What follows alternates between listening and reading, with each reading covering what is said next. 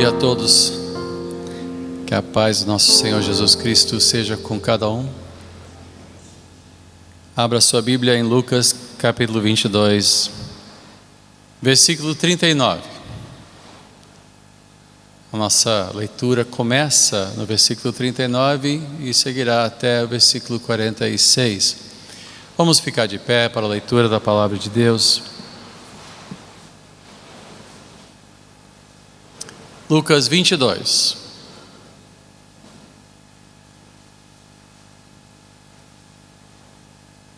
Versículo 39.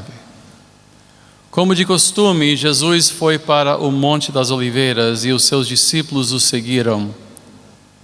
Chegando ao lugar, ele lhes disse: orem para que vocês não caiam em tentação. Ele se afastou deles a uma pequena distância, ajoelhou-se e começou a orar.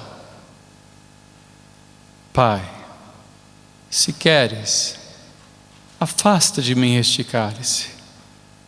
Contudo, não seja feita a minha vontade, mas a tua. Apareceu-lhe então o anjo do céu que o fortalecia. Estando angustiado, ele orou ainda mais intensamente e o seu suor era como gotas de sangue que caíam no chão. Quando se levantou da oração e voltou aos discípulos, encontrou-os dormindo, dominados pela tristeza. Por que estão dormindo? Perguntou-lhes.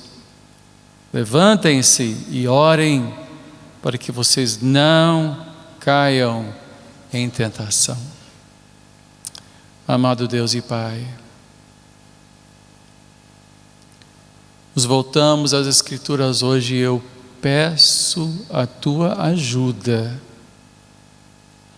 para poder entregar aquilo que eu recebi de Ti, desembrulhando as Escrituras para que entendamos o que elas dizem, para que entendamos o que elas significam e para entender como se aplicam a nós. Fala, ó Deus, do nosso meio hoje, eu te peço, em o nome de Jesus. Amém e amém. Podemos sentar.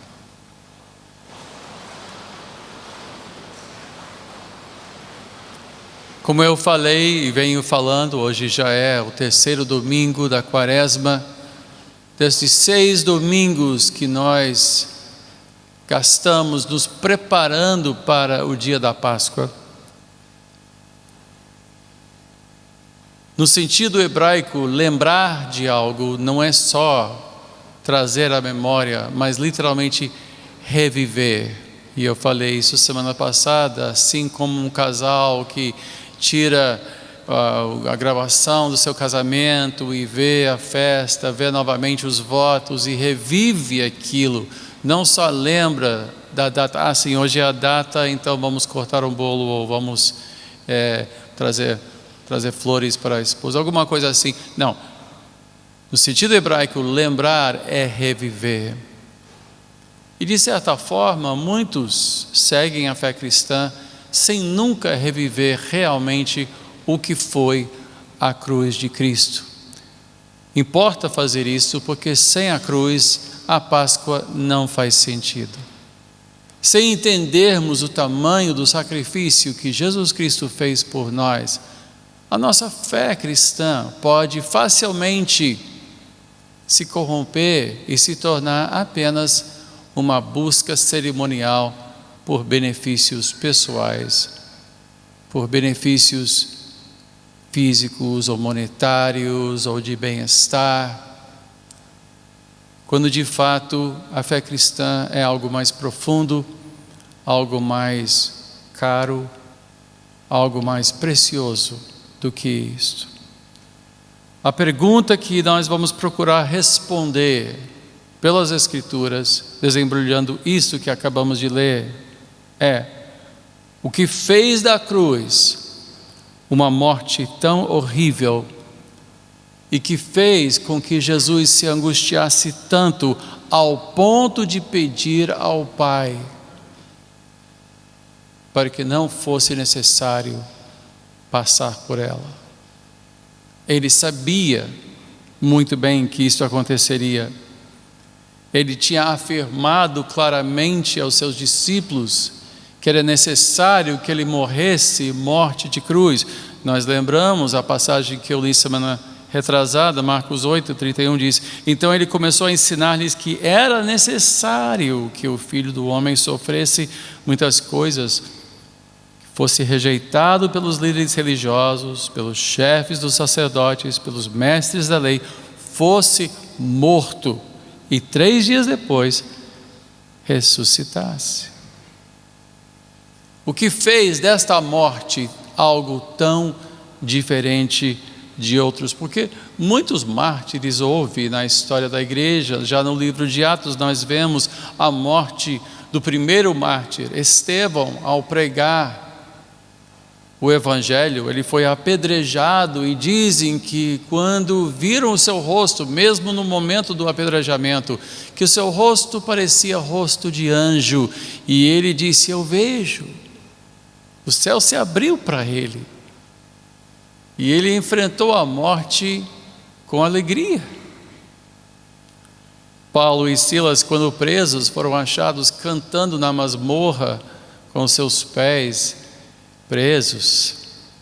10 anos depois, Tiago, filho de Zebedeu, irmão mais velho do apóstolo João, o discípulo amado, foi de uma coragem tão grande no momento da sua execução, que ao orar, o seu executor também se converteu na hora e insistiu em ser decapitado ao lado de João perante a multidão. Quando Nero executou Pedro, Pedro insistiu em ser crucificado de cabeça para baixo, pois não se achava digno de ser morto da mesma maneira que Cristo. Um dos pais da igreja, Inácio, foi lançado a bestas feras e foi ouvido dizendo: que eu seja o trigo de Cristo, que ao ser moído pelas feras eu produza pão purificado. Sob o governo de Marco Aurélio, o bispo de Esmirna, Policarpo, um homem venerável e que serviu a sua vida toda a Cristo, com 86 anos de idade, ao ser condenado, ele pediu apenas 1 hora para orar. E os soldados, ao ouvirem ele orar, também se converteram na hora. Quando ofereceram clemência a ele, dizendo: tenha dó, já é um homem idoso, 86 anos, você não merece morrer assim, apenas renuncie a este Jesus. Ele disse: 86 anos tenho servido o meu Senhor, como poderia eu blasfemar o meu rei que me salvou? Ele não foi pregado numa estaca para ser queimado, pois ele prometeu que ficaria imóvel. Apenas o amarraram, mas era costume ser também pregado na estaca. E quando acenderam a fogueira deu a volta nele, ao ponto dele não ser tocado pelo fogo, até que finalmente, frustrados os seus executores, mandaram um soldado atravessá-lo com uma lança e lançar ele sobre o fogo para depois queimar. E dizem testemunhas oculares que o lugar onde estava sendo executado ficou cheio do cheiro de pão saindo de um forno, algo extraordinário. Em inúmeros casos, e esses são apenas alguns de um número incontável de mártires, de pessoas que morreram pela causa de Cristo, que morreram voluntariamente, serenos, face o flagelo, o fogo, leões, toda sorte inenarrável de tortura, pois vislumbraram a sua ressurreição. Foram guiados pelas palavras de Paulo aos Filipenses, que disse: seja a atitude de vocês a mesma que Cristo Jesus, que embora sendo Deus, não considerou o ser igual a Deus, que ser igual a Deus era algo a que devia apegar-se, mas esvaziou-se a si mesmo, vindo a ser servo, tornando-se semelhante aos homens e sendo encontrado em forma humana, humilhou-se a si mesmo e foi obediente até a morte e morte de cruz. Ele sabia que viera para esse fim, mas por quê? Ele se angustiou ao ponto de pedir, na última hora, que não acontecesse. Do que ele temia tanto? O que fez Jesus tão angustiado e tão temeroso do que estava prestes a acontecer? Veja que ele pediu que afastasse dele o cálice. Passe de mim este cálice. Que cálice é esse? Salmo 75, versículo 8 diz: na mão do Senhor está um cálice, cheio de vinho espumante e misturado. Ele o derrama, e todos os ímpios da terra o bebem até a última gota. Em Jeremias 25, 15 e 16 diz: assim disse o Senhor, o Deus de Israel: pegue de minha mão este cálice com vinho da minha ira, e faça com que bebam dele todas as nações a quem eu envio. Quando beberem, ficarão cambaleando, enlouquecidas por causa da espada que enviarei contra elas. E finalmente em Apocalipse 14, versículo 9, diz: um terceiro anjo os seguiu, dizendo em alta voz: se alguém adorar a besta e a sua imagem, e receber a sua marca na testa ou na mão, também beberá do vinho do furor de Deus, que foi derramado sem mistura no cálice da sua ira.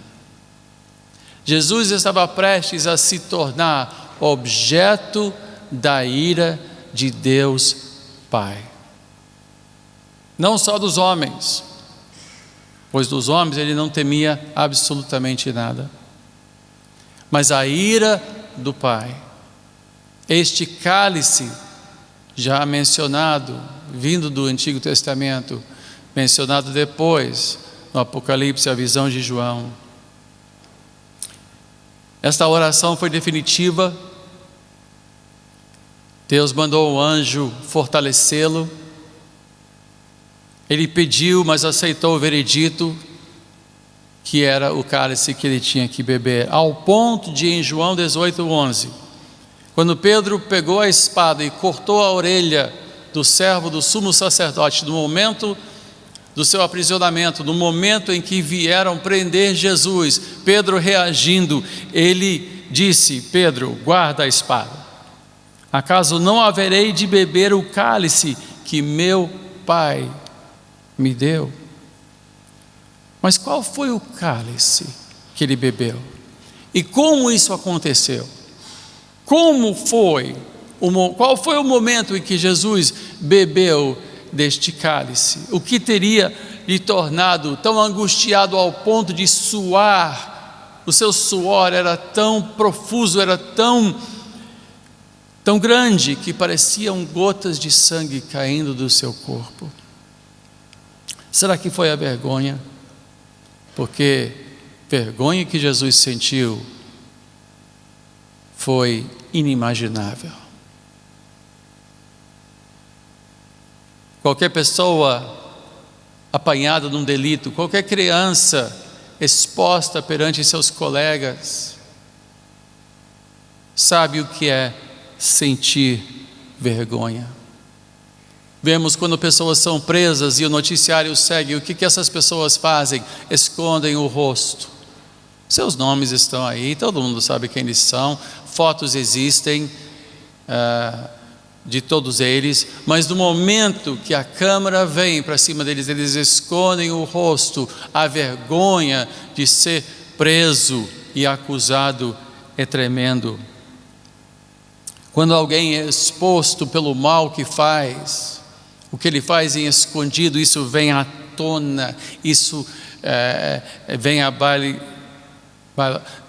Nós vemos a pessoa sentir vergonha. Mas Jesus, até este momento, só havia conhecido a glória. Ele foi co-criador do universo, em comunhão absoluta com o Pai, celebrado por anjos, quando ele chegou à terra, quando ele nasceu da Virgem, os céus se abriram e legiões de anjos cantaram glória a Deus nas alturas.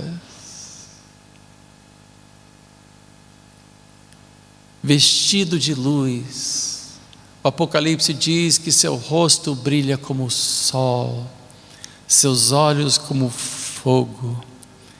Ele é o justo, o verdadeiro, o alfa, o ômega, o princípio e o fim, o Santo de Israel, o leão de Judá, o cordeiro imaculado de Deus, sem mancha, sem sombra nele.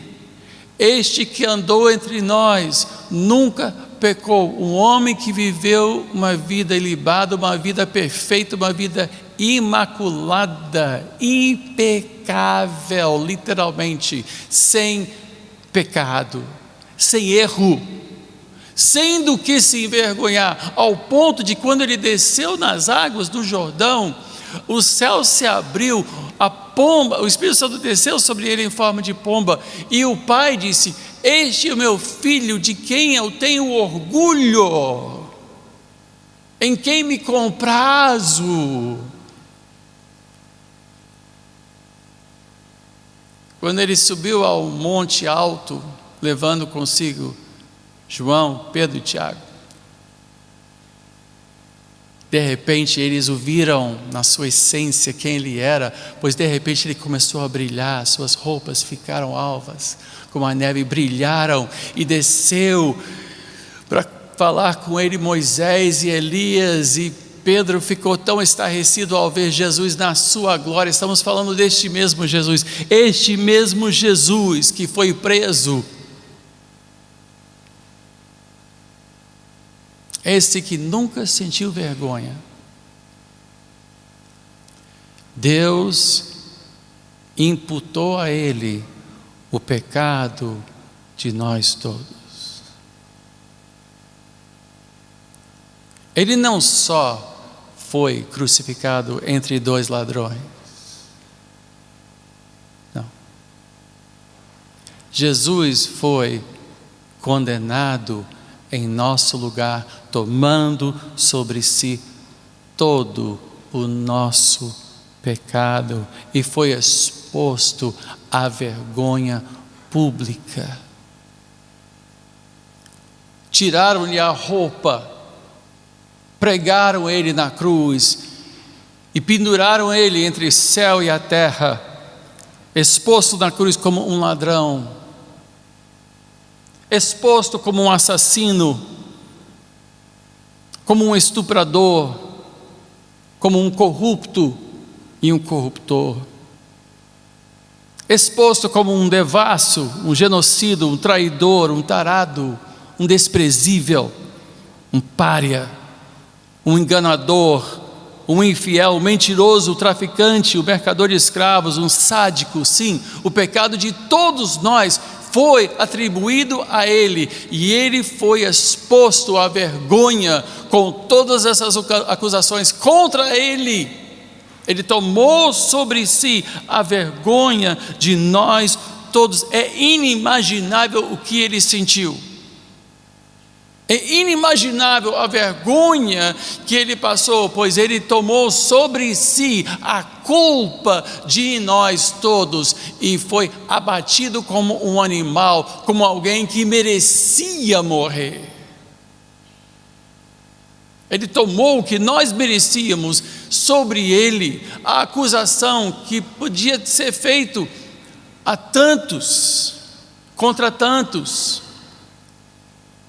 Ele disse: não, eu tomo sobre mim, eu tomo a acusação, eu serei este culpado, eu serei o corrupto, eu serei o traidor, eu serei o assassino, eu serei o ladrão. E como ladrão, ele foi exposto nu para todos verem. É inenarrável, é inimaginável pensar quanta vergonha Jesus sentiu. Quem nunca tinha sentido vergonha em toda a sua existência eterna, quem nunca tinha sido senão celebrado, adorado, louvado pelos anjos, reconhecido entre os homens, quem nunca tinha sido sequer acusado justamente, de repente, o Deus homem tomou sobre si o pecado de nós todos. E ele foi envergonhado. Fizeram escárnio dele. Tiraram a sua roupa. Não existe um quadro fiel à crucificação. Todos deixam pelo menos um pouquinho de dignidade, uma toalha, mas não. Jesus literalmente foi humilhado mais do que qualquer homem poderia ser humilhado. Será que foi disso que ele queria ser poupado? Hebreus 12 diz que não. O que Hebreus 12 diz? Versículos 1 e 2 diz: portanto também nós, uma vez que estamos rodeados por tão grande nuvem de testemunhas, livremo-nos de tudo que nos atrapalha e do pecado que nos envolve, e corramos com perseverança a corrida que nos é proposta, tendo os olhos fitos em Jesus, autor e consumador da nossa fé. Ele, pela alegria que lhe fora proposta, suportou a cruz, desprezando a vergonha, e assentou-se à direita do trono de Deus.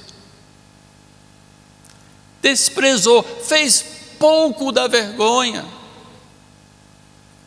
O cálice que ele iria beber, nada tinha a ver com a vergonha.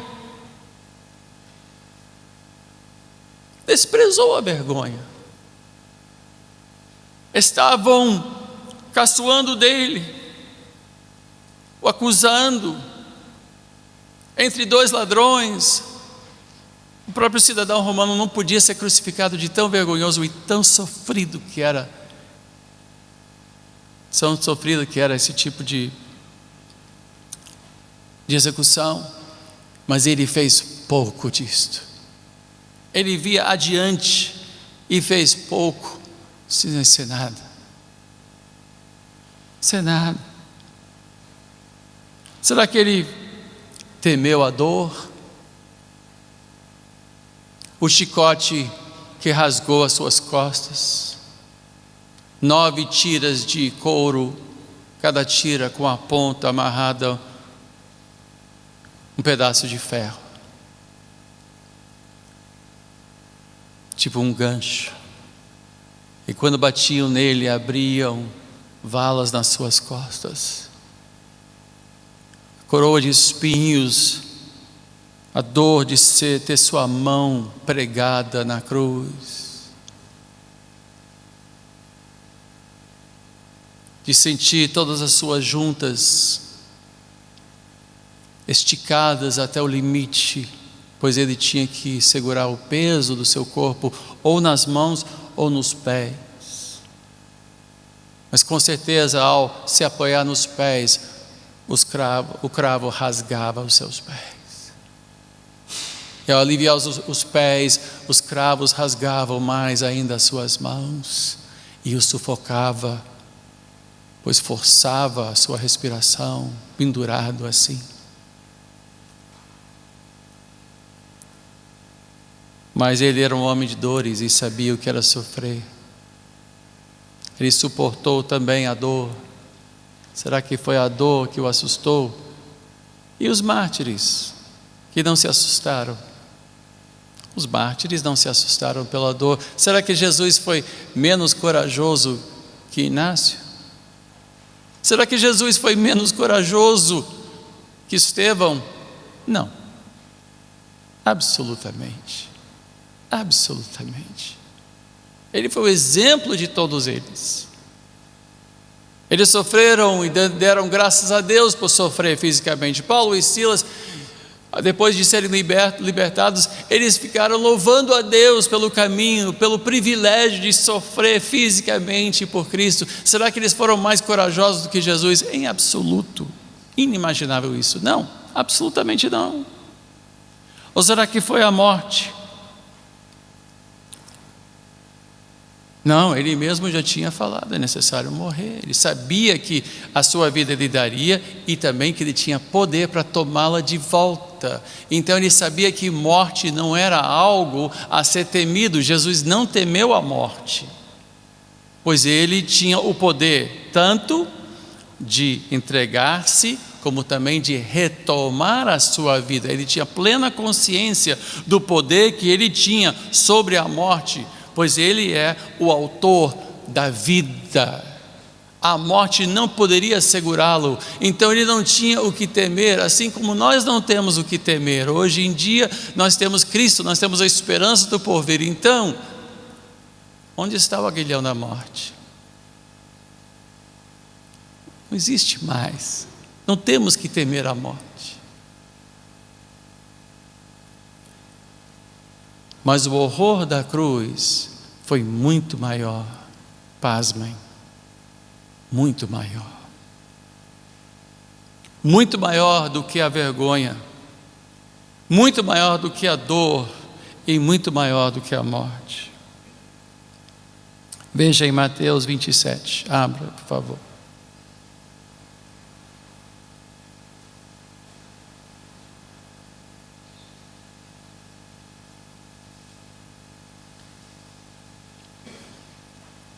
Versículo 46.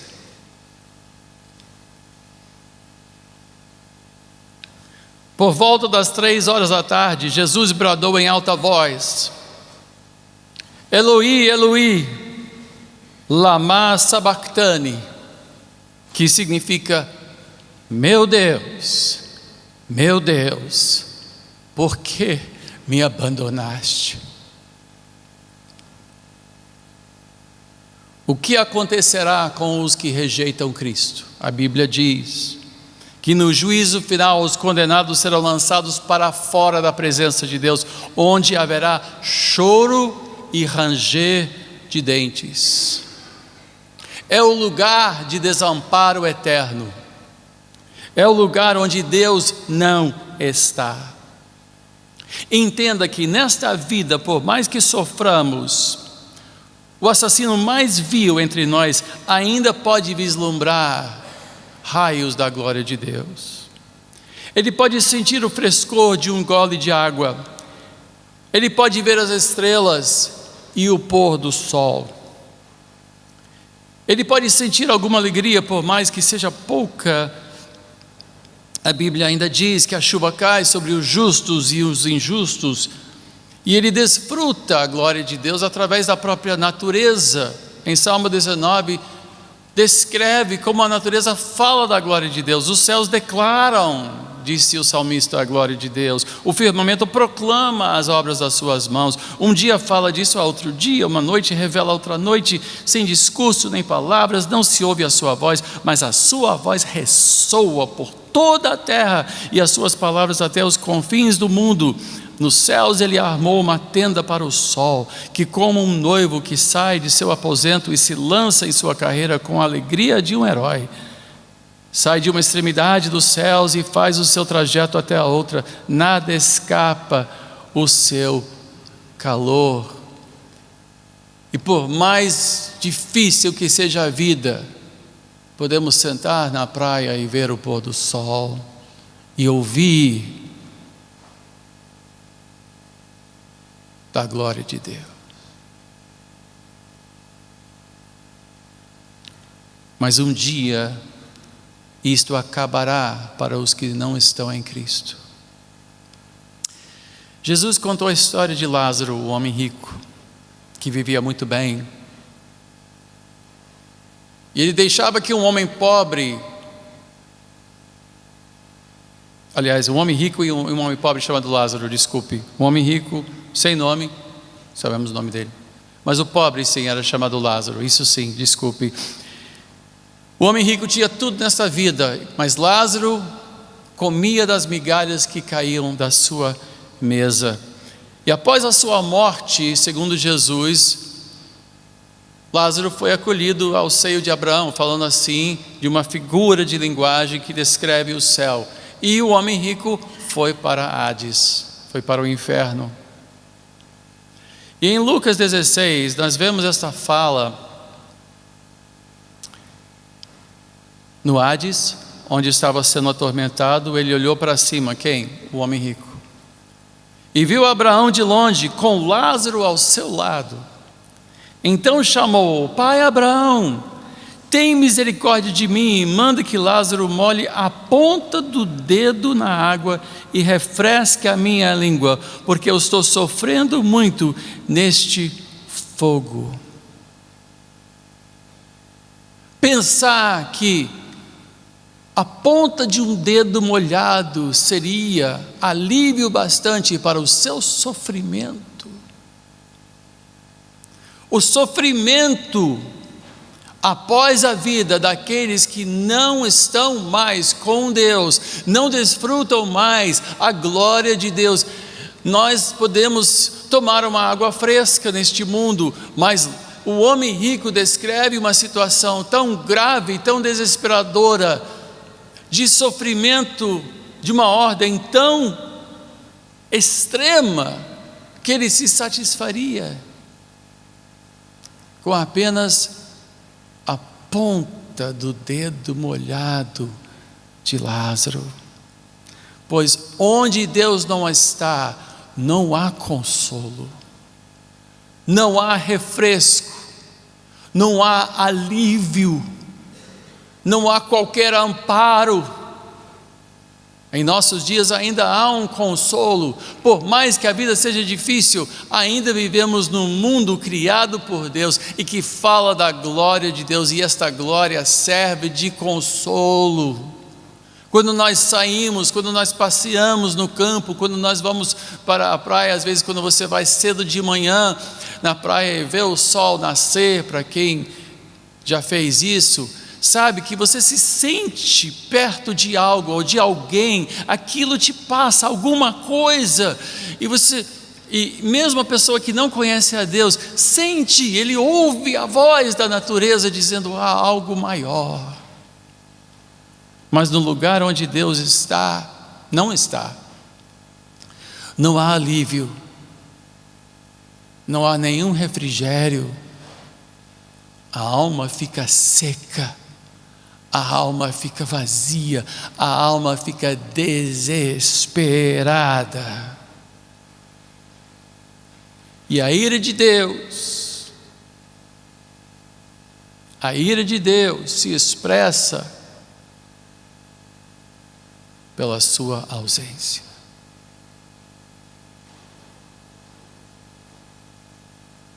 A ira de Deus se expressa pela sua ausência. Em Romanos 1, eu não vou ler. Bom, vamos ler. Romanos 1, versículo 18.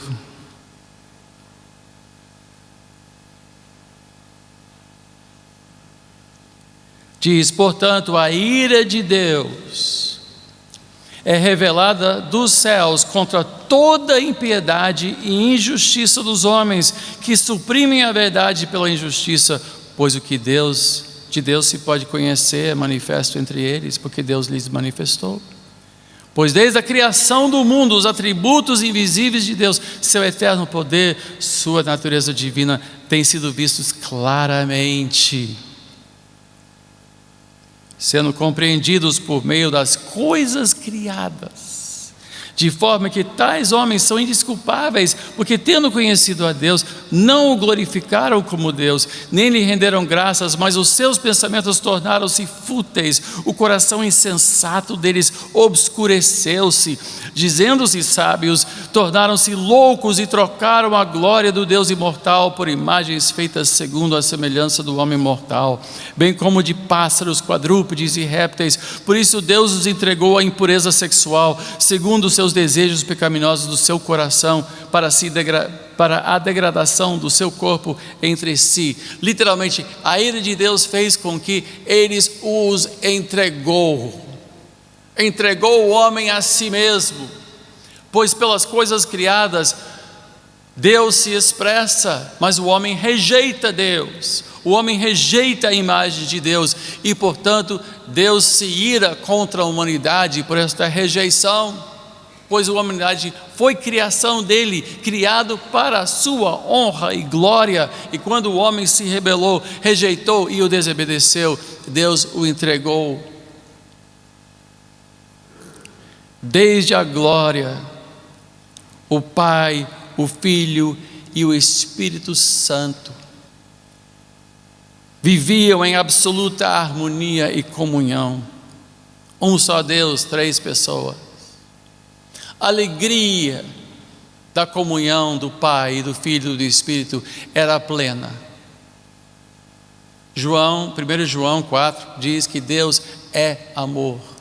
Já havia a expressão plena, desimpedida de amor entre Deus Pai e Deus Filho, ao ponto de, no dia do seu batismo, ele diz: este é o meu filho amado, tenho orgulho dele.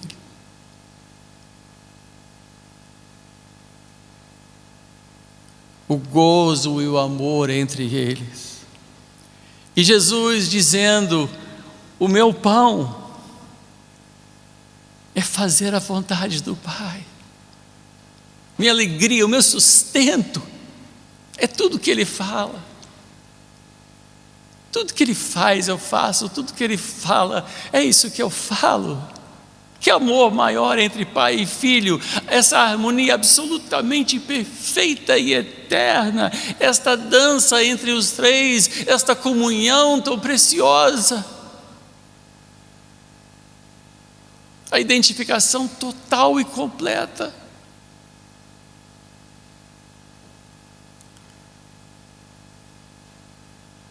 Mas em Mateus 27, versículos 45 e 46, e aqui podemos abrir, Mateus 27, 45 e 46.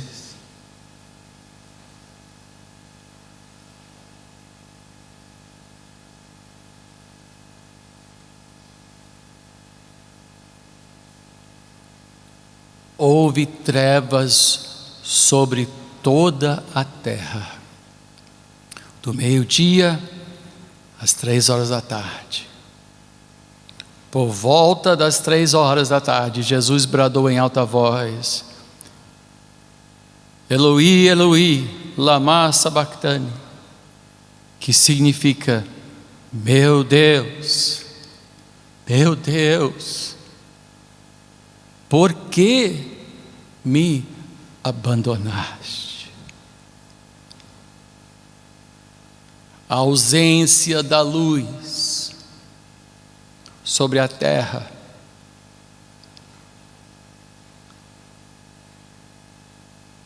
uma expressão exterior do que estava acontecendo na própria vida do filho.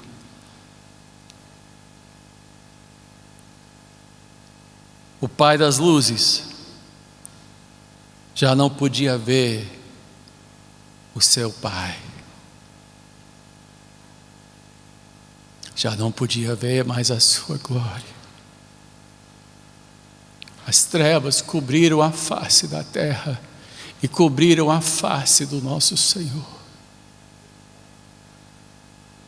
A vergonha foi terrível, a dor inenarrável, a morte certa, mas o horror da ira do Pai que o entregou e deixou ele nas trevas, onde há choro e ranger de dentes. Nada, não há dor que se compara ao desamparo. Quando a criança machuca o dedo, corre para o colo da mamãe ou do papai. A dor não passa, mas o colo, o amparo do pai ou da mãe faz com que a dor seja suportável. Na nossa jornada cristã, enquanto nós temos certeza do amparo de Deus, tudo é suportável.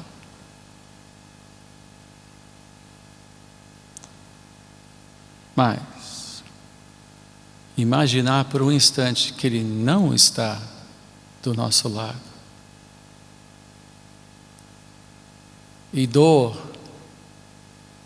não é nada comparado ao horror, ao medo, ao terror de não poder contar com Ele. Eu não sei se você teve essa experiência como criança, de repente estar com a sua mãe em algum lugar e se perder a sua mãe de vista. Já me aconteceu quando criança. De vez em quando estamos no shopping ou numa loja grande e você vê o rosto da criança, o terror que sobrevém a essa criança, o desespero que vem sobre essa criança até achar a sua mãe de novo, a possibilidade de não contar com o amparo. Jesus estava passando por dor inenarrável. Ele estava exposto à vergonha, algo que ele nunca tinha sentido em toda a sua existência. O pecado de nós todos estava sobre ele. Mas por 3 horas, as trevas cobriram a face da terra.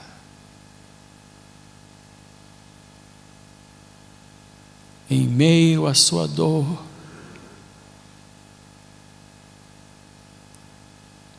no seu momento pior, Deus virou a sua face.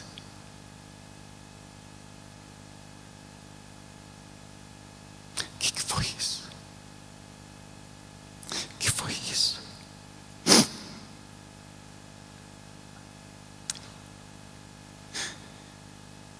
Ele bebeu o cálice da ira de Deus.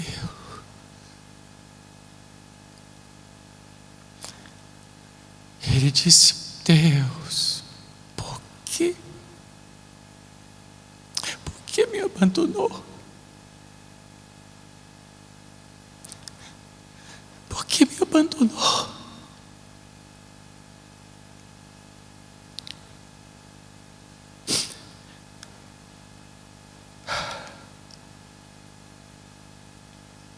Ao se fazer pecado por nós,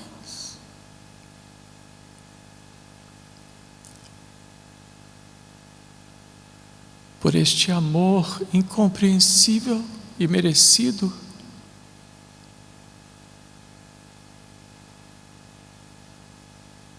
ele disse a Pedro: convém que eu beba do cálice que o Pai me deu.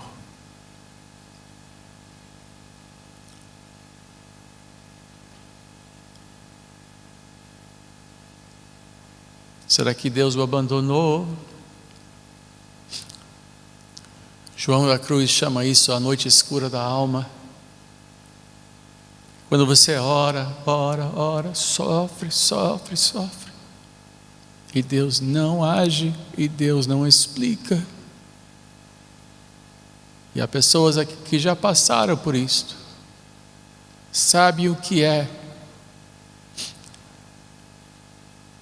orar até que toda a sua esperança desaparece.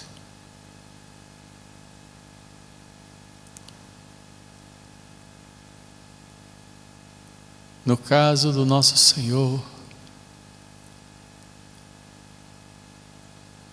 Ele fez isso como um pecador, que Ele nunca foi, mas se fez.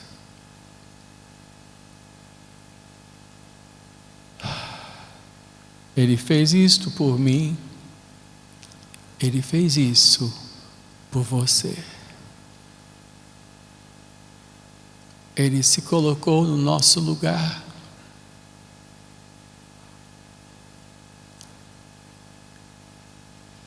Para que nós que nascemos nas trevas, para nós que nascemos do pecado, podermos ser amparados pelo Pai.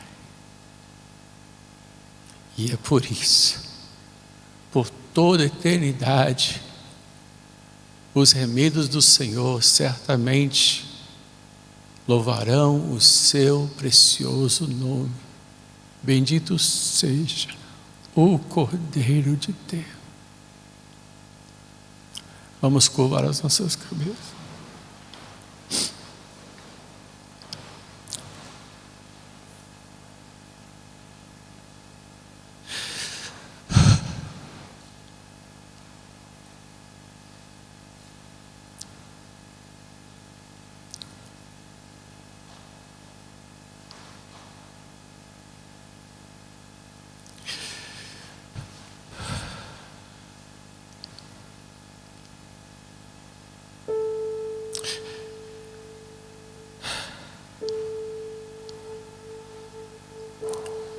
Que amor foi esse?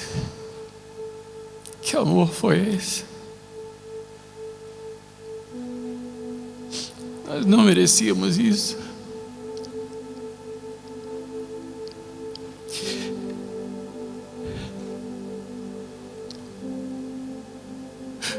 Merecíamos isso.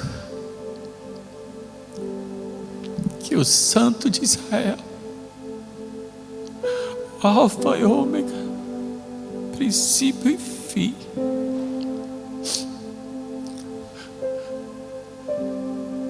o Filho de Deus, o Leão de Judá, raiz de Davi,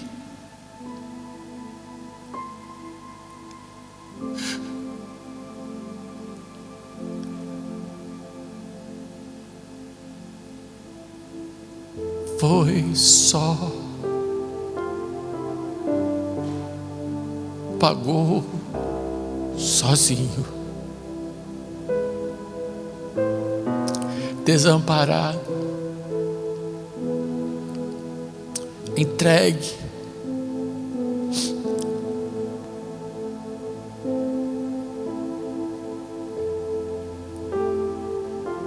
muito mais que nobre, santo, puro, verdadeira luz, aceitou ser punido como um homem vil, um homem desprezível, aceitou ser desprezível, aceitou se tornar um homem condenável,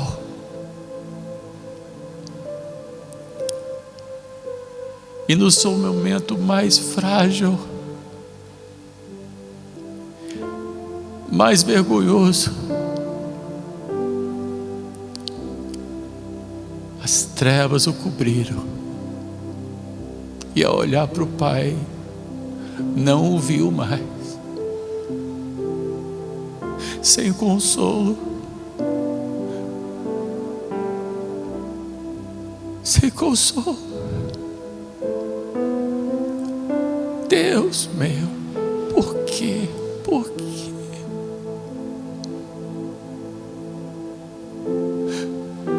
Por quê?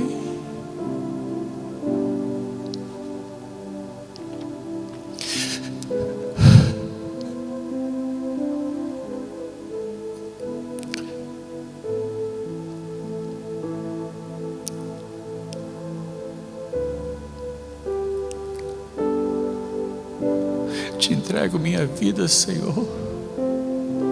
É a única resposta que eu tenho para te dar. Eu te entrego a minha vida. Eu me rendo a ti.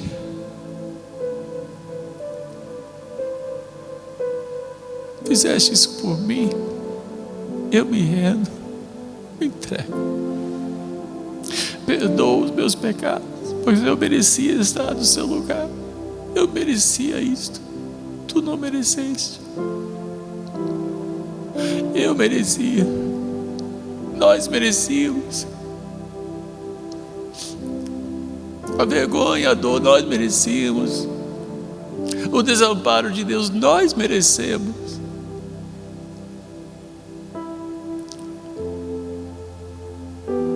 Merecemos estar num lugar onde há choro e ranger de dentes, onde uma gota na ponta do dedo serviria como refrigério. Nós merecemos.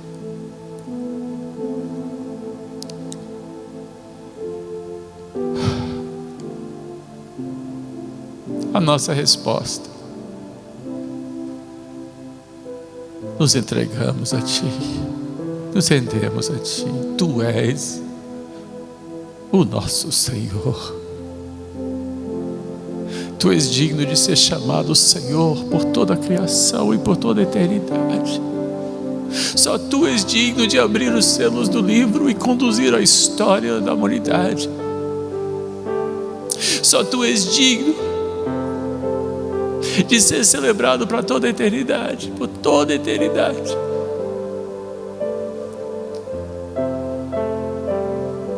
O Cordeiro de Deus, o noivo da igreja. E um dia, quando chegarmos às bodas do Cordeiro, que alegria será!